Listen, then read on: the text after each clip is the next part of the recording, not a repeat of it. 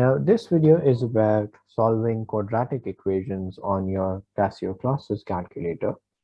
When you're solving a quadratic equation, you must have done the quadratic formula. Now, you must have the terms in this format where you have your x squared term first, then your x term, and then the constant term. When you use your calculator to go to menu, you scroll down and you find this. Again, you could have used your calculator to jump to this directly by pressing this button where it says A. Right now, since I've scrolled down, I'm going to press equals to, and I go to polynomial. It asks me for the degree. The degree of a quadratic equation is always 2. And I end up with this equation.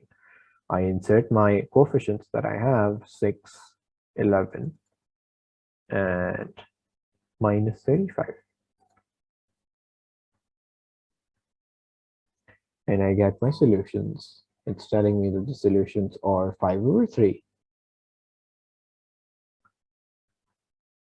and minus 7/2.